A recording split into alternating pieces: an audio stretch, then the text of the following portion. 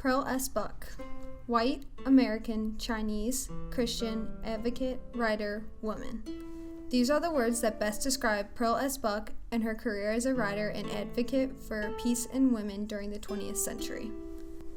Pearl Buck was born Pearl Comfort Seidenstricker on June 26, 1892 in Hillsborough, West Virginia.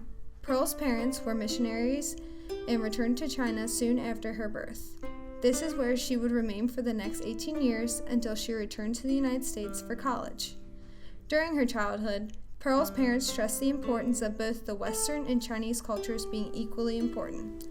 Pearl was immersed into studies of Chinese and English language and culture, as well as the ideas of Confucianism from a young age, and developed a well-rounded understanding of these concepts.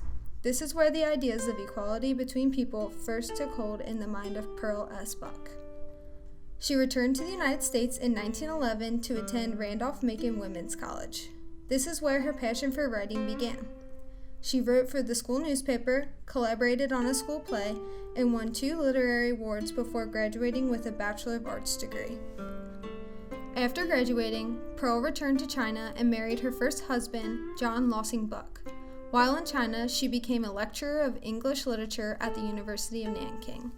In 1925, Pearl and her husband returned to the U.S., where she studied for her master's in English literature at Cornell University. This is when she began to write her first novel, East Wind, West Wind, which was published in 1930. Pearl Buck's next novel was The Good Earth, the story of a Chinese peasant family. The novel became a huge success and achieved widespread popularity throughout the world. The biggest success came when Pearl won the Pulitzer Prize for The Good Earth. Pearl continued to ride the wave of success as she wrote acclaimed novels including Sons, A House Divided, and This Proud Heart following her Pulitzer Prize win. In 1938, Pearl S. Buck was awarded the Nobel Prize for Literature for her body of work leading up to the time. She was the first woman to ever receive this award.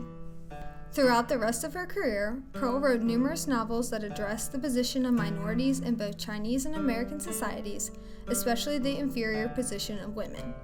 In her novels The Woman and Pavilion of Women, Pearl addresses the stress that is put on women as mothers and wives to stay faithful and moral no matter the consequences. She displays how this affects women negatively through female characters who are either broken down by these expectations of females or break free from these through unconventional means such as concubines and abortion. Towards the end of her life, Pearl Buck began to focus on advocating for world peace, cultural education, and helping children through the organization Welcome House Inc., which later became Pearl S. Buck International.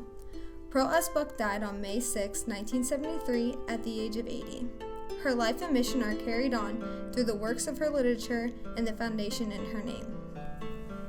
Pearl S. Buck's work as an advocate for women and peace throughout her life earned her the honor of being included in the International Honors Quilt. The International Honors Quilt was first conceived as a response to Judy Chicago's work, The Dinner Party.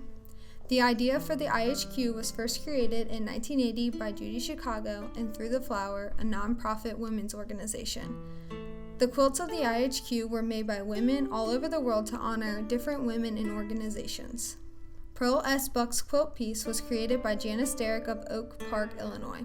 It includes Hillsborough, West Virginia, which is where she was born, a dove to represent her work for peace, a quill to represent her career as a writer, the female sex symbol to pay tribute to her work spreading awareness of the female struggle, and a Chinese symbol that refers to her Chinese background. Buck's quilt is included among around 600 pieces in the IHQ, and her placement among these women proves her importance in history.